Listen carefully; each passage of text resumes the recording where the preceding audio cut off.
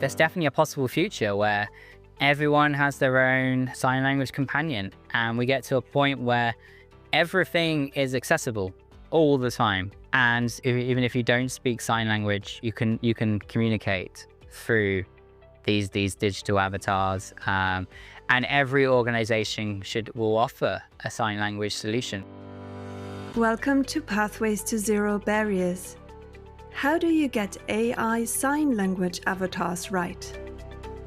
In today's episode, we're diving into the details with Alex Le Peltier of Signapse. We'll be talking about quality, cultural nuances, capturing mood expressions, and a future where you can actually choose your own digital signer.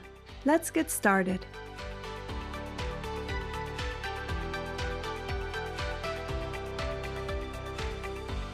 Hello, my name is Tom Butcher with the Zero Project, and it's a delight to welcome you to our third season of Pathways to Zero Barriers podcasts. This season, we will be focusing on assistive technology innovation around the world. And I am very happy to be here today with Alex Le Peltier, who's in Wales and is Chief Technology Officer at Signapse. Signapse is a company that specializes in leveraging cutting-edge technology to transform the way businesses communicate and collaborate. Alex, welcome. Great to have you here. I hope you're not deliquescing as I am here in Cleveland Heights. No, not at all. Thank you, Tom. It's great to be on the podcast. I'm looking forward to it. I think we've got lots to discuss. It's a really interesting space. I do as well. So before we actually dive into our conversation, could you tell listeners a wee bit, not only about yourself, but about Signapse? That's before I fire away with my first question. So a bit about yourself, Alex.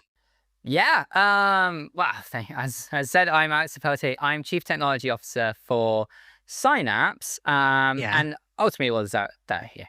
Signapse is a UK-based startup, which means I wear many, many different hats. So I am the guy responsible for security. I'm also the guy responsible for all of the products that we build, and basically taking the research that our research team creates and turning it into things that benefit companies and the community at large. So that essentially, my day is nuanced every day. I spend time talking to customers. I spend time talking to community representatives. Spend time thinking about how can we make a difference with this amazing technology that we've created, and try and look at all the different applications that come from it. So a bit about Signapse is a UK startup, as previously mentioned. We spun out of the University of Surrey 4 years ago from a PhD thesis around how can we use generative AI to make the world more accessible. And that's where we are today. We're 4 years on, and our mission is clear. It's to translate all the world's content into sign language. And we're on that path. It's still a long road ahead, but we're making really good progress. And I think there's benefits being seen already for lots of different people around the world, which is great. Great. Thank you very much. That's a great intro. So, innovation. What is Signapse's innovation? And then you've got the innovation. What problem is it seeking to solve? And then finally, how does it seek to solve that problem? Yeah, great question. I think it's easy. Let's start with the problem. I think that's always the best place to start. So there are 70 million deaf people globally, as it currently stands. And that number is increasing. Every year, that number increases. And we live in a world where audio is the default. And at best, you get offered captions. And that's not really good enough at the moment. It's captions don't solve the problem for deaf individuals. And the whole world is based off audio, which means there's a massive gap to information being available with poor solutions solving it. And that's really where Signapse fits in. Is one of the key things that we always say is we're not a replacement for human interpreters. We are augmenting them. So there aren't enough interpreters, especially in the UK, but globally, there's just not enough interpreters.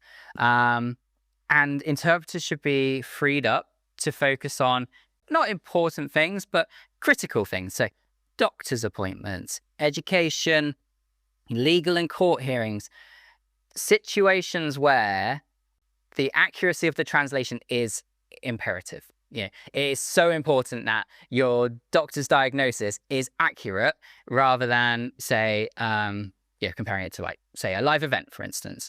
We also have the problem, which we're trying to solve, which is, unfortunately, human interpreters are very expensive. You often have to have two. In the UK, they're about £500 a pop, which means an event is paying £1,000 for interpreters. So smaller events just don't do it. They'd rather they go with the default option, which is we will provide captions, and that is this term good enough, which is not good enough as it currently stands. So where Signapse fits in is we've created a number of solutions using AI. Those solutions offer mass market alternatives for media and entertainment, transportation, website translation, live events at a cheap price. We're not a replacement for human beings by any means, but what we can do is we can be places where human beings can't be, and we can offer a product to organizations that just wouldn't go with human translation either. So we really fit into that kind of niche gap, I suppose. Great. And then how do you do it? How do we do it? So we build it all in collaboration with the deaf community. That's the most important thing for us. So everything is done co-building together. So we run a series of events. We do deaf user groups where we go to deaf schools and deaf communities and deaf festivals and events, and we get feedback from the deaf community on our products. Our AI models are also built by the deaf community. So when we are creating an AI model, and we can go into this in more detail later on around like translation quality, but that'd be great. It's really important that those models are made with videos from deaf individuals. So we've launched in the UK, we've recently launched in the US, and we're launching in Germany with DGS later this year as well. And in that process, we go to that country, we form connections with the deaf community. We work with deaf interpreters that come in and build out our models and our lexicon of our language. And we kind of keep this continuous cycle going. So we feed back into the deaf community feeds back into us. It's a symbiotic relationship. And that's very important to us as a company. We don't want to be imposing technology on a nation. We don't want to be trying to say what is correct. All that information is given to us from the deaf community, and all of that information we've turned into a number of products. So we have an API, and some streaming services which offers real-time translation. This really solves the live events piece and the live sports that for media and entertainment. We have a post-production product that you can go on, you can upload any video and get it turned into sign language. And this is where the nuances of it comes in. So we're very much aware that not everything should be done with AI. If you're doing a medical information video, for instance, or an education video, for instance, there's an element that needs to be quality controlled. And sometimes you just need human translations. We offer all of that out of the box for companies. So really, we're not, again, going back to that imposing piece, we're not imposing that everyone has to use AI, because sometimes it doesn't work. What we're offering is a catalog of options where AI is the cheapest and human translation might be the most expensive, but we're offering that as a choice for people. We then also offer transportation products, and we offer a website translation product where you just stick this little bot on your website and it will translate your whole website for you.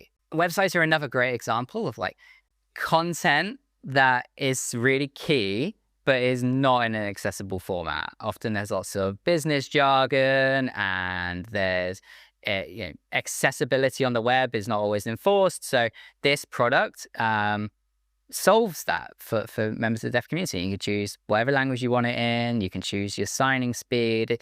That has been built in tandem with the deaf community for exactly what the deaf community wants.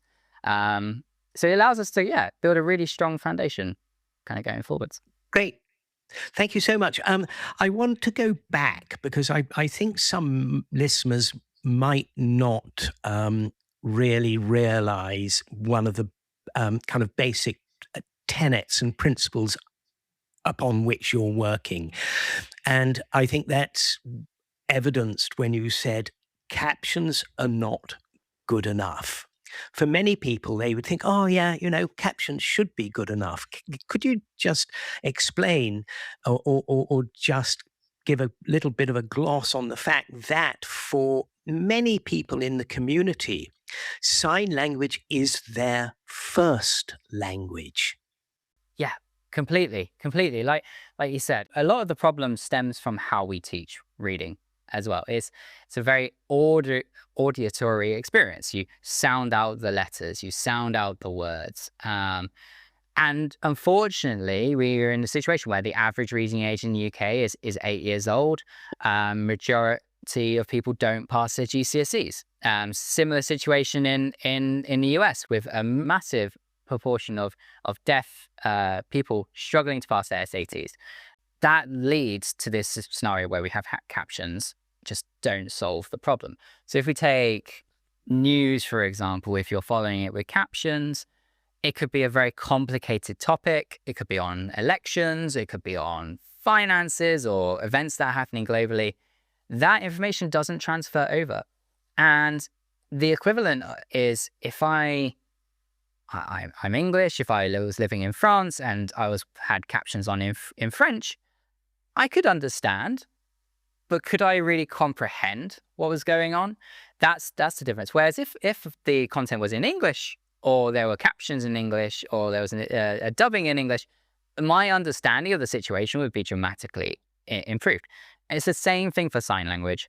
So there's no reason why sign language shouldn't be an option with these. And we're working with a lot of industry partners to see how can we extend these video platforms and video services to when you go into subtitles, BSL, ASL, and DGS are just options there. And instead of captions appearing, you get the sign that appears over the top. It's your natural language at the end of the day. And that's how it has to be. And at least in the UK, a lot of people who are deaf only speak sign language. And that's a massive area that people are struggling to understand. So we approach it twofold. It's the education piece around how, like, understanding that this isn't good enough and it's not understandable. But then also, because we do sell to B2B as well, is then that piece of like, this is a whole demographic of people that you're missing out on for your product. So why would you not want to make it inclusive? You offer adverts in Spanish and French. Why not offer them in sign language too? Does that kind of clear things up for you? Yeah, absolutely. And just I just don't know how many different sign languages are there? I think, would you say? I have to check this one, but I think there's about 350 sign languages globally. I think then good gracious, that you get into the whole world of regional slangs as well. So this is a fun kind of story. Is my wife speaks sign language. She learnt in the west of the UK, where if anyone is in the UK, they are known for having a very heavy accent. I learned. Yes, I know. I'm exactly. from Bath. I learned sign language in London, which is regarded as essentially the Queen's English of sign language. We do different signs for different words. So she can't always understand what I'm signing, and vice versa, just because of regional slang. So you have different languages for different areas, and you have regional slangs. And we get to the world of like, well, initially, maybe naively, I would go into Synapse and I think, well, if you can do Spanish sign language, you can then do Mexican, Chilean, Argentinian. No. It's not how it works. It's every nation has their own sign languages. There is an international sign, but it's not widely adopted, although hopefully it's gaining some presence. But again, that's something we need to take into account. And then if you take like India, for instance, they've only just formalized their national sign language. There's still different sign languages per region. It's a very complicated problem to solve, a lot more than, say, spoken languages are, just because of the sheer diversity of it. I also don't think Signapse will ever achieve all 350. We're aiming for our rollout of languages. We're aiming for about 37 overall, based on social impact, kind of market availability, and just real kind of drive there. So take India, for instance. If we launched Indian Sign Language in the future, massive social impact. Lots of people in India don't have access to interpreters, but we do need them to decide on a national sign language first, I think, before we go in and do every single sign language in India. Yeah. Great. Thank you. And that probably leads to my next question, which is, how do you choose which languages you are going to put in order of priority for development at Signapse? It's something we've not truly cracked. I think if I'm being honest, it's something that we are working on heavily. So we started with British Sign Language. We're a British company. It was a big market there. Yeah. American Sign Language is relatively easy as the next one, because there's a massive population of deaf people in the States that need this service, and no one was really serving that. DGS, we are doing in partnership with a big German broadcaster, GML Systems House. They are funding German Sign Language so they can use it in their products and within the wider German community as it goes. So it all very much depends. We do have a roadmap of where we think we'll be able to make the biggest impact going forward. And like I said, it all depends on social impact and markets as well, because we are a company at the end of the day. But that changes all the time. And I think somebody could come and knocking and say, we'd like to do Saudi Sign Language, and we will fund it, and then that's a whole different conversation. But if nobody funded it, for instance, we do have a plan to kind of try and tackle 37 within the lifespan of Signapse, which hopefully will be very, very, very long and very, very fruitful. But it's a nice problem to solve, though. It's one of those which is kind of like our vision as a company to translate all the world's content. It's hard. It's a hard one to achieve, and it stretches us, and it's like it will make a difference if we do it, which is, I suppose, is something that I didn't really touch on when I was talking about myself. Is I used to work in finance, so going from the world of finance, where you're not making really much of a social impact, to working for a company like Signapse, it really drills home how you are making a difference in the world, which is lovely. Yeah. Oh, no, I know what that's like. I started life as a merchant banker in London in the 70s. And after a number of years decided, this is not what I want to do. Let me come back to markets and landscapes and ask you, what is the market and landscape for these kinds of innovations in the area of sign language? But I'd like to associate it with the whole issue of collaborations and cooperations and associations that you might have. Because I was thinking launching in various areas may quite often depend upon what kind of collaborations you have in those areas. Could you speak to all of those subjects in whatever order you would like? Yeah, of course. I think one of the beautiful things about Signapse is, from a markets point of view and a markets landscape point of view, we are very sector agnostic. So because of the way that the technology has been built, and ultimately it is doing translation, anything that has text or audio, we can translate. So that really opens up the whole world. So we are seeing the majority of our of kind of new business in media and entertainment. Transportation is another area where we're seeing really big uptake. And that's also a great one because it has good social good as well. So on the partnership piece, for instance, we've just partnered with Amazon Prime to create the world's first translation rubric. Which congratulations! It was a big project. But it was also interesting because we approached the problem and said, how do we benchmark if our sign language is any good? And no one knew. There was no one who created it. So we worked with the University of Surrey, we worked with Amazon Prime, and now we've created this benchmark that we score. We don't score super highly on. We don't score awfully on though either. But that's great. It's a hard test that we know we can work towards to go forwards, and it's also a test that everyone else in the industry can use as well to benchmark themselves against. So very, very important. We also just completed last year. We completed a proof of concept with British Airways, another partner of ours, where if we take the problem that BA were facing, they have a number of deaf passengers that fly every year with them. Those passengers need interpreters, which need to be either provided by the airliner or provided by themselves.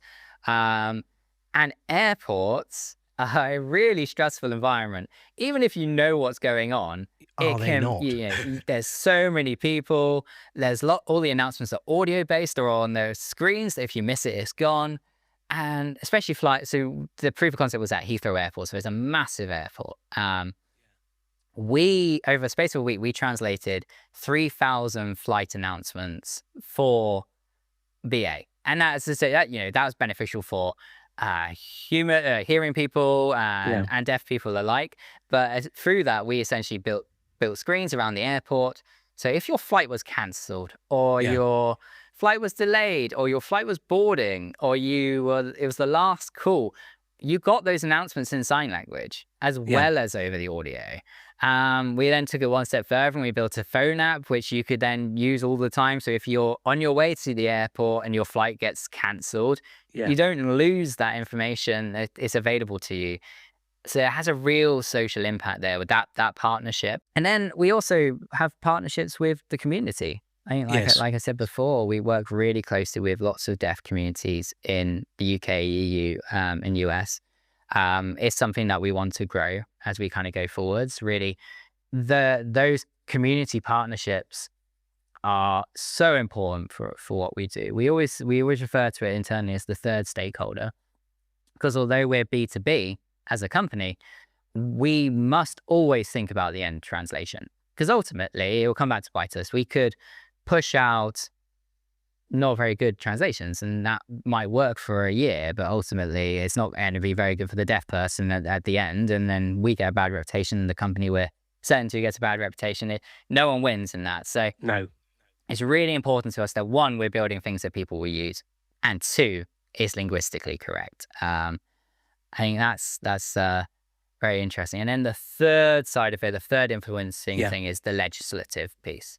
So some of your listeners may know about the EU Accessibility Act. I think it haunts some people's nightmares, but it's a dream. It's a dream for us at Synapse, where the EU has mandated accessibility to the deaf community, which is great. It's a great thing to do. And all of our EU customers are having to deal with this. And some of our US customers that sell into the EU are having to deal with this. And what's great with where we're at is because our solution is just so plug and play, our customers are now looking at we've got this solution and it works, but how do we go above the legislation now? Not just doing the bare minimum. How do we really offer a great experience for this demographic of people? And we work with them to see and to explore the possibilities of that, and to explore different ways that we can offer this. So, do we build applications with partners? Do we build website translations with partners? How do we get this product into as many people's hands as possible? Great, thank you. And then two totally disparate questions. The first is, do you have competitors in the space, or do you have other companies doing much the same with whom you collaborate so that you ensure that both or all of your products are of an equal caliber and standard? We do a bit of both. Yeah. Actually. We naturally have competitors. It's a growing market. We've got competitors more so in the US market than in the UK market, although there are competitors here. Luckily, there is enough space for everyone, although we do compete. We recently, our founders went to a conference in Boston this year to see around cross collaboration between companies, and see how we're progressing forwards. And that was very successful. So, we could share ideas. We can talk about how we can build this in tandem with the community, because different companies have different approaches to that. How do we kind of do the other side of it? So Signapse is very good at the generative side of things, but we don't do the recognition side of it. And I think there's a general feeling within the whole community that to really work and make a difference is you should do both sides of things. So you go to a coffee shop, one side is turning English into sign and one side is turning sign into English. How does that work? That's the ultimate solution of where we want to get to. But yeah, I think it's an interesting. We try and work with as many people as we can. We also do have to compete with some people too. I suppose it's not too dissimilar from the other side of AI, if you think of like the OpenAIs and the Anthropics, of how it's like partly working together, but also partly competing with each other at the same time, but ultimately all trying to move towards the same goal, which we all have, which is really building something that serves this undervalued community. What are you doing which is different from what your competitors are doing? The main thing that we do that's different from our competitors is we offer photorealistic signers. So our signers are all based off real people, or they're made to look like real people. All of our competitors offer either animation or cartoony looking characters. Right. And from our research, that's just not what the community is looking for. They're looking for a human feel, somebody that they can relate to, somebody that feels like they're a member of the deaf community. And that's why we went down the photorealistic route. Another thing that our competitors are doing is a lot of them use motion capture, which is fine. It works. Yeah. That essentially means that they would stand in the spotty suits and they will record the signs. But that is very limited from our understanding. That it doesn't learn. So where Signapse is different is we are building an AI model that learns and understands the nuances of a conversation. So sign language is complicated. If you take into account British signers, there's 25 signs for the color purple. We might not have number 23, but we might have number 22. And that will work. It might not be the best, but it will work. And as the models improve and as AI technology improves, we believe that will give us a big advantage against motion capture.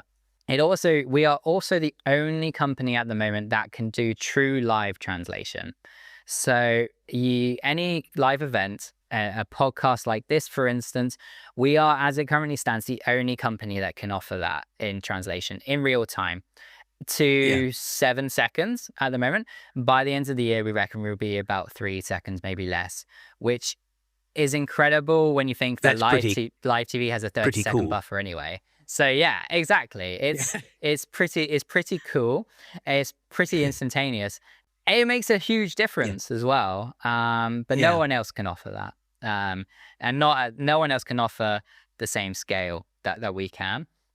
Also, if you're looking at kind of the difference between Signapse and our competitors, is some of our competitors can do one language.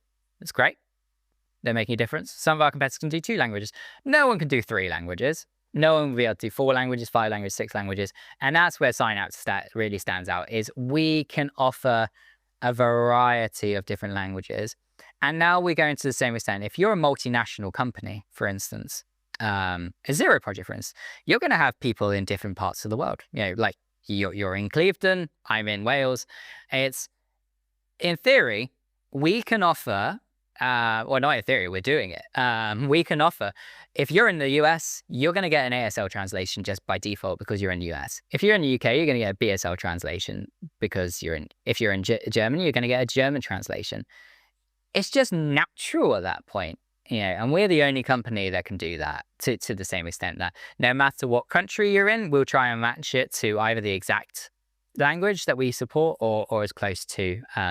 So as an example, if you're in Canada, we don't support LSQ at the moment, but we do support ASL. And ASL is a big language in Canada still. So you'll get ASL. And then when we add LSQ, it'll be available for you. Off you go. Yeah, great. And then two really simple questions, which is, how many of you are there at Signapse? There's about 20 of us now. Right. I think we're a small but plucky company. I think it's nice. It's a really good kind of vibe within the company. 50% of our staff are deaf.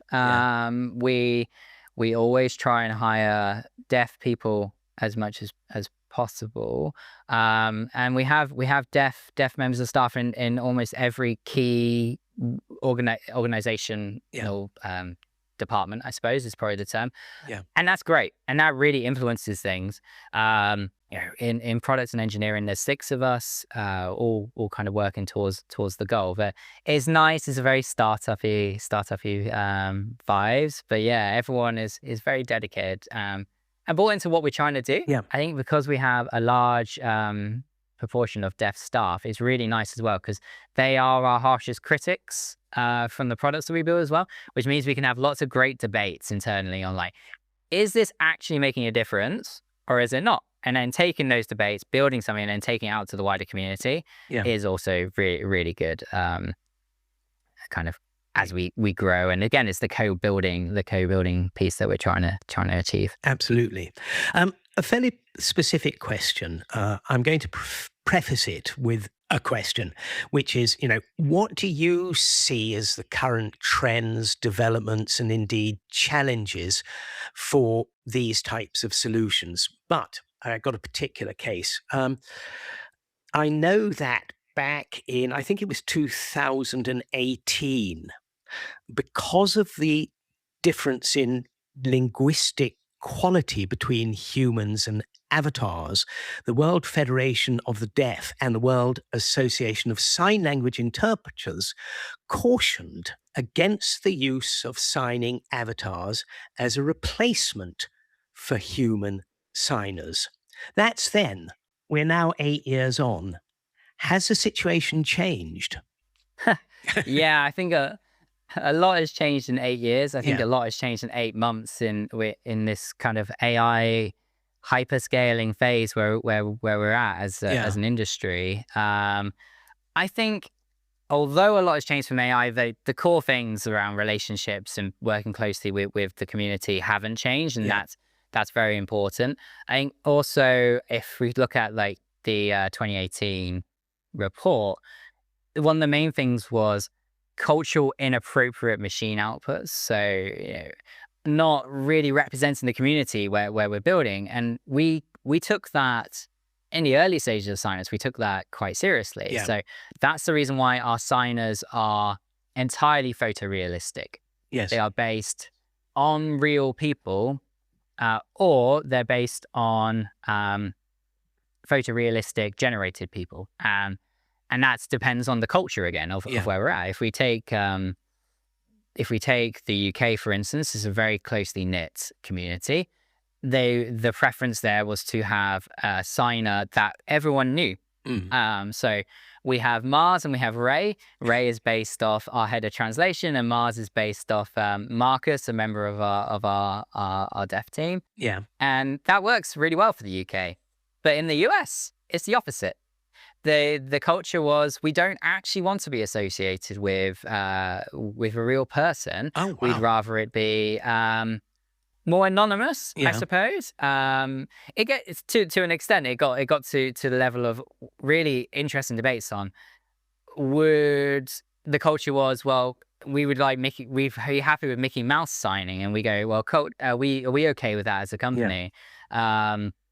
And there's an argument either side of that, but that's kind of that's okay because that's just how it is in the States. So we created what we call anonymous signers, which are photorealistic signers, Max and Jay.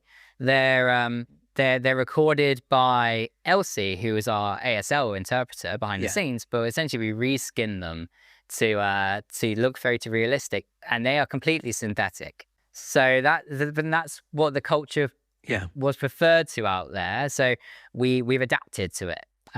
We're going through that process at the moment in Germany. We have our German interpreter is called Andreas. We're looking at whether we go down the digital signer route or if we go down the human route, and that will very much be influenced by the German, the DGS community on what they prefer. We also try and make it sounds a bit far-fetched now, but it was a real problem back in 2018. Is that all of the outputs were very monotone. They didn't represent the facial features of the community or the body builds or skin color or age or just attitudes. Whereas now our German signers look German, our American signers look American, and our British signers look British. And that's expected. And that's how it should be.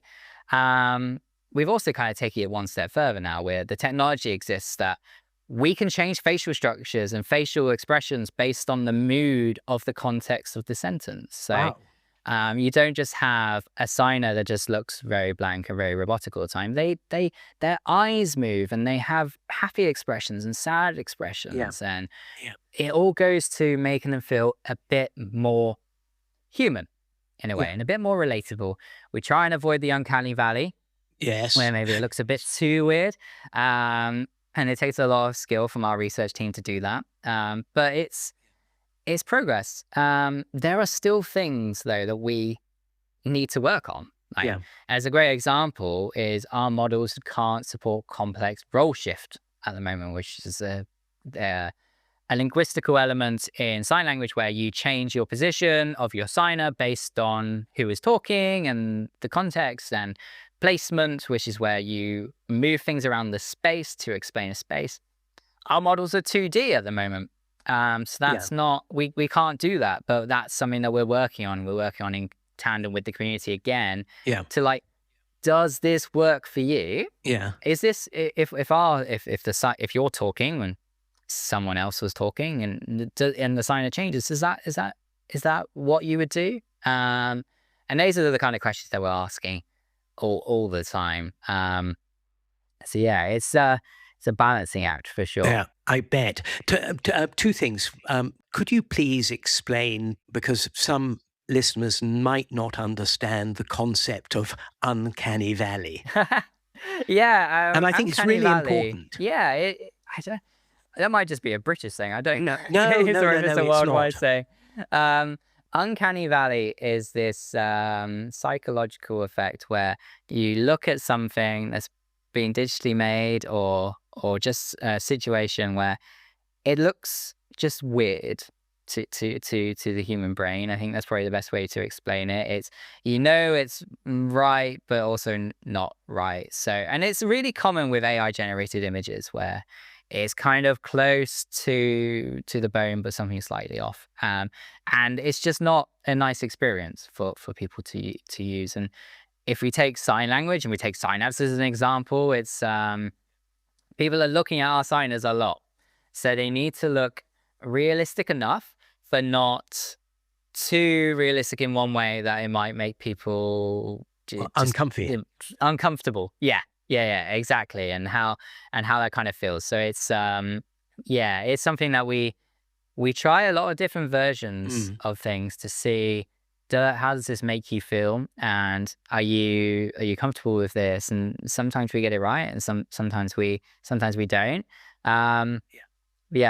That is my understanding of the uncanny valley. Anyway. That's mine as well. And one of the things you say is that you work with the community and therefore you get your feedback and you can avoid the uncanny valley. If one takes an analog, one wonders how much the TV manufacturers spoke with the community when they tried to make 3D TVs, which made everybody feel sick. And so I think that's just an example of working with the community. And then I just had one question on that as well when it comes to avatars. Are there any cultures that actually don't want a human face to be signing? I mean, yes, there has to be to a certain extent, but a culture where it is quite obvious that this is a model, it put it as kind of basically as if it was Bugs Bunny doing signage. Yes. I think yes, and I think there's also a generational impact to take into account as well. In that, I suppose if you take the millennials up, the preference has always been human faces and human experience, because that's what people know. If you look at younger generations, where we live who have been influenced by the internet and social media and TikTok, that's less of a requirement from our research. Is they are absolutely fine with the idea that it wouldn't be a human being. It could be an M&M. It could be a character it could be a character like Mickey Mouse, and that's okay. Because if we take like the M&M for instance as an example, if you're watching an M&M advert, the M&M is talking to you as a hearing person. So why would the M&M not be signing to you? And that's okay in certain cultures. It's come up in our research in the US, for instance. It's come up in our research with younger generations. We're trying to reach as mass market as possible, so we're not exploring that at the moment. But it's always interesting to entertain the question of where do we go, and do we get to the point in the future of allowing people to choose their own signer, and allowing people to, do you get to a point in the future where everyone has their own digital companion kind of following you around? I don't know, but it'll be interesting to see, especially when you take into account different kind of, some people are into skateboarding and some people are into heavy metal music, and how do we build a solution that represents it? It was really interesting as well when we've been talking to kind of the cinema industry, for instance, and the films. You don't want a happy looking avatar if you're in a horror film. It would just take you completely out of the vibe. And I guess the same could be said for children's cartoons. If we took something like Inside Out, for instance, should the character be a human, or should the avatar be in fitting with the film? And that's kind of an interesting one to see where the industry goes and where we kind of come out on it. But the argument makes perfect sense that really sometimes you don't want to break that experience, especially if it's something like a film. Great, thank you. And that brings us on to this the whole aspect of AI and the speed of the development of AI. So have you seen developments since you set up Signapse that have been able to enable you to do things that you never imagined when you set up the company? Oh, loads. This what do you think the biggest ones are? I think there's a few. So yes, since we started Signapse, we were using a specific type of video model. It was that's perfectly fine. But if you look back on like our website and our LinkedIn page, you can see the difference between version 1 and version 2 of the models is the kind of rapid progress of video quality that comes out is really interesting, especially when you look at the likes of Synthesia, for instance, and the avatars that they're creating for businesses and training. They look incredible, and it gives people an element of flexibility, and that all comes from diffusion models and all the research there. And how do we kind of do that? So that's a game where we've had to go from we are focusing linguistically perfect and we're happy with the video generation to, oh my gosh, the models are now 1,000 times better. We need to adjust on that. I think also when we started, if we go back to that kind of roboticness, we did facial expressions, but they weren't amazing. And now if you look at some of the facial expressions that we do, they're so much clearer. And that's through the diffusion model technology and our own custom models, and how trying to capture as much of the context around sentences through large language models as possible, to basically all feed into this so we can make the person happy when it's happy and make them sad when it's sad. It's very interesting. I think another market dynamic that we're seeing is the shift on cost. So traditionally, accessibility content has been expensive because it's really mentally intensive. It's complicated for humans to do. You need to swap, like I said before, you have to have two interpreters. You need to swap them out.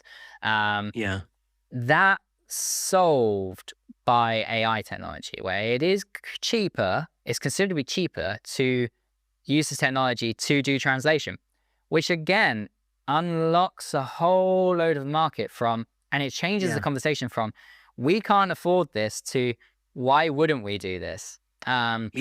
Which is great now. It's like there is no real excuse to not offer any kind of accessibility, but specifically sign language accessibility as an offering now. And that, especially in the world of streaming and digital content. I suppose the flip side to that is because it's so cheap, it opens up the door to bad actors who will ship poor quality avatars, which will erode community trust and gives the whole industry a bad name, which is why we spend so long building those bridges with the community. And we've done things like the Amazon Prime rubric and other things to build trust in the community that our models are as good as they can be and will offer you what you need. But as with all new technology, there's always a good side and a bad side. We just think hopefully that the positives will outweigh the negatives that you kind of occasionally see. So like a big piece of that is in Germany, for instance, at the moment, we are now working really hard with the community to show, you have solutions in place at the moment, but we can give you a solution that is custom for you and will solve the problems that you have.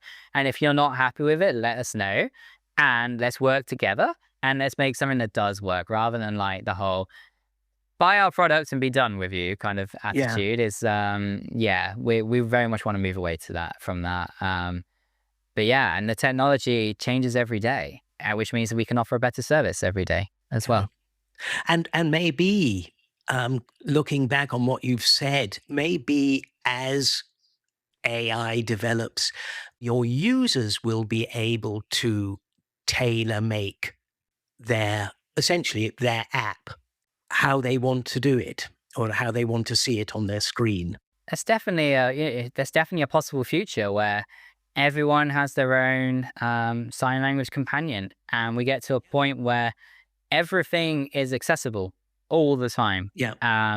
And even if you don't speak sign language, you can communicate through these digital avatars. And every organization will offer a sign language solution, which is such an inspiring future to look forward to.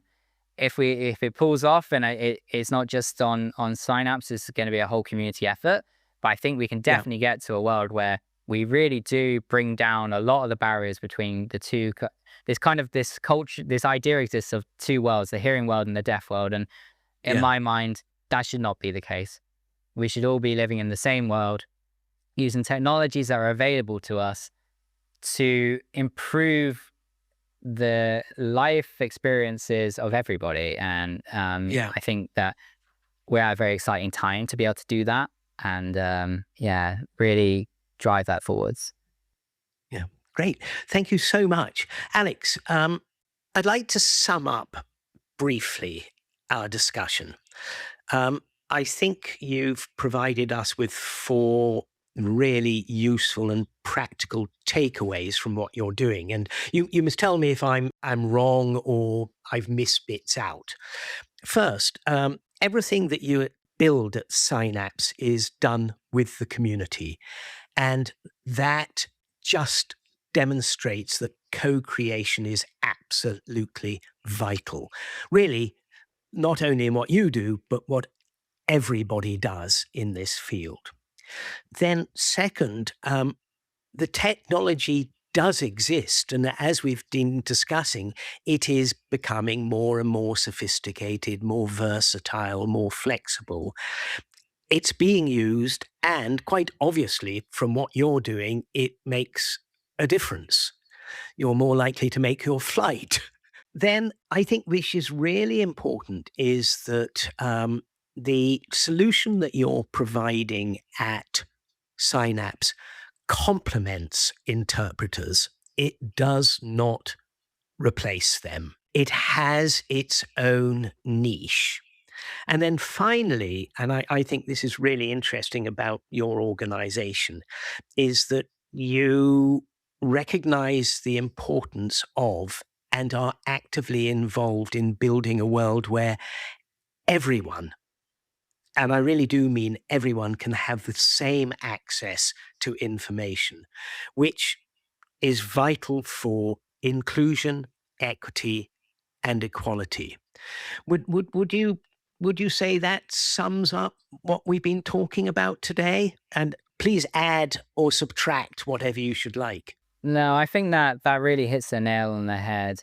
I think one thing is to kind of think about from our vision is, at the moment, we only focus on the EU, US, and UK markets, but we do take that mission of translating all digital content seriously, especially when you think of 80% of deaf people live in the developing world, where access to interpreters is zero.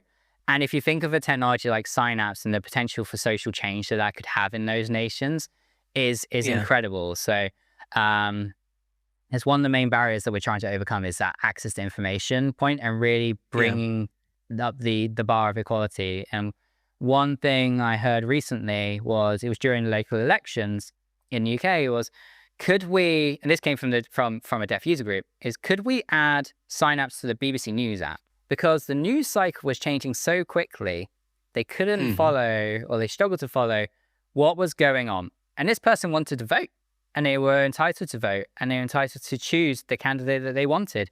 But it was hard to understand the nuances of what was being discussed and understand kind of enough information to make their decision.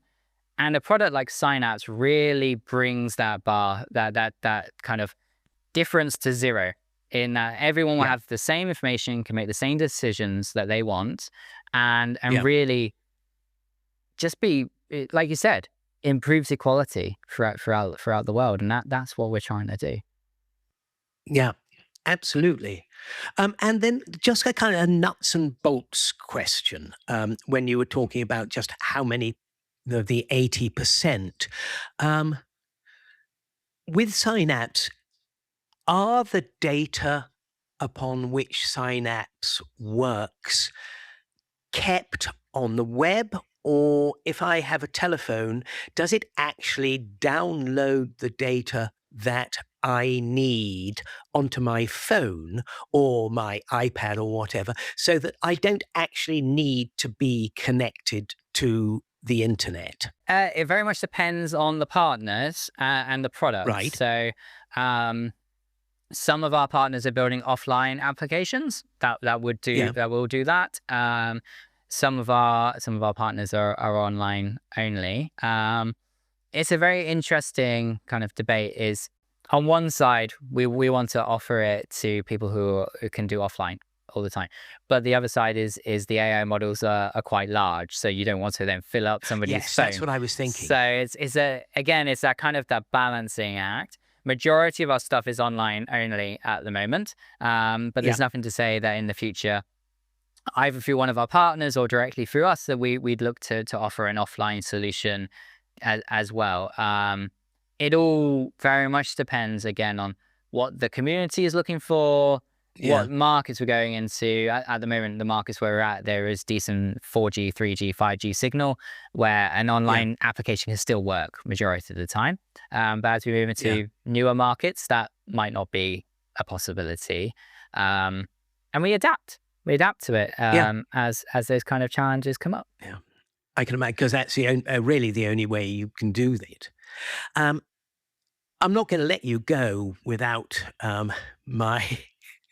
I always ask people before they go, do you have, or no, not do you have, what is your call to action to listeners? You've been able to impart to us so much knowledge, so much information. What call to action can they take away with them? I think if your listeners can take away one thing, it's that this technology exists now. It's battle hardened and it's working in production in the real world with different customers and different situations. And that there is just no excuse not to make your product, your live event, your transport, your network, your website accessible to everyone anymore. The solution is there, it's cost effective, and it scales and it works. And it's not a pipe dream anymore around really breaking down those barriers and making everything accessible. It's real life, and it's here and it's available to use. So if you can go away and think of a scenario where you want to make it more accessible, I guarantee you there's a solution out there for it. And I'm sure if I asked you, why are you doing what you are doing, your answer would be my answer, which is, why wouldn't I? Exactly. Yeah. Why wouldn't you? It's there. It's there to be used. It's there. There's no excuse anymore. Great. Alex, thank you once again for joining us and sharing with us not only your experiences, but also so much of your wisdom. It's been fascinating and I think incredibly inspiring. Thank you. It's been absolutely brilliant being part of the podcast. Pathways to Zero Barriers is a monthly podcast from the Zero Project. Subscribe now on your favorite podcast app to hear more stories from assistive tech innovators worldwide.